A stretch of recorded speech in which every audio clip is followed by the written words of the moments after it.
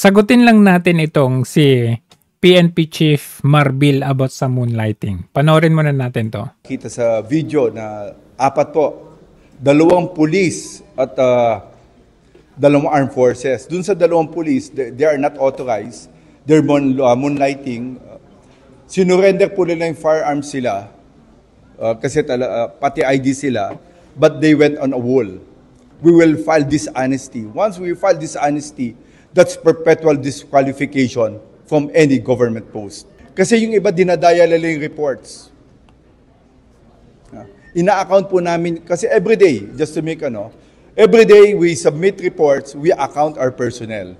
Hindi po mangyayari moonlighting kung hindi po dadayain ang report nila. So ito po yung babala sa mga pulis natin. Make sure to take your job religiously.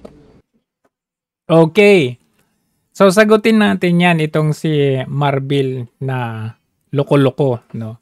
Anong sabi ni Marbil? Moonlighting, dinismiss daw or sisibakin yung mga pulis na detail ni Kong Pulong. Di ba halatado na politically na ito? Politically motivated. Bakit? Ang daming gumagawa na moonlighting sa gobyerno ngayon. Unahin natin itong si Marcos Jr. Di ba nung DA secretary siya, presidente na nga siya, DA secretary pa. So hindi ba moonlighting 'yon? Ano bang moonlighting? Bukod sa main job mo, meron ka pang another job.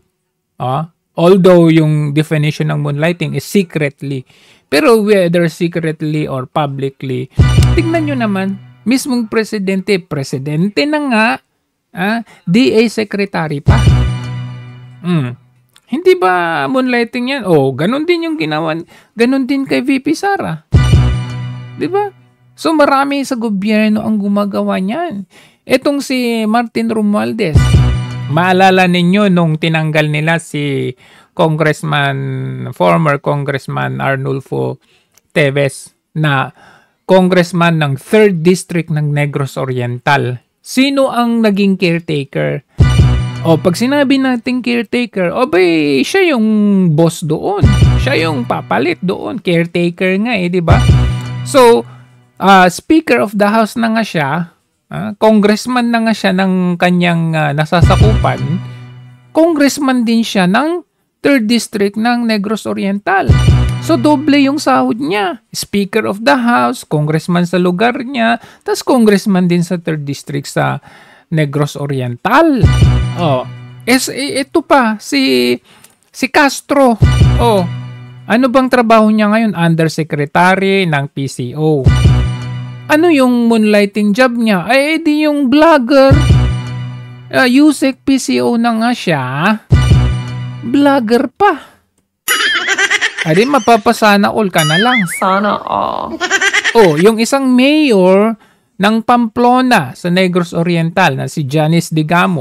Mayor na nga siya ng Pamplona. 2nd District yon.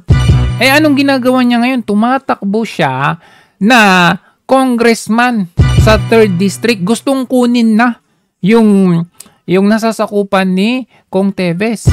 Hindi ba bawal yun? Calling the attention of COMELEC. Bawal to Ano ba talaga siya? Taga 2nd District ba talaga siya? O 3rd District?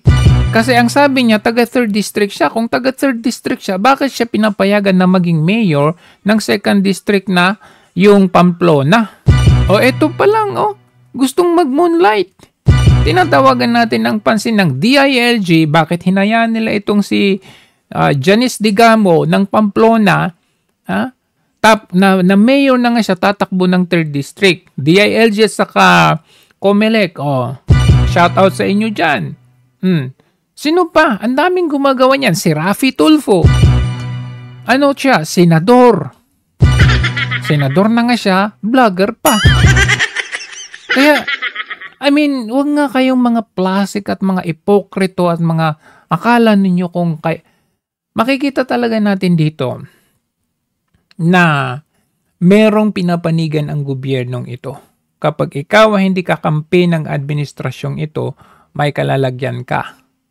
Pero kapag kakampi ka, abay, kagaya yung kay Gwen Garcia, ay sinuspende, may utos na ang Korte Suprema na suspendehin siya for 6 months.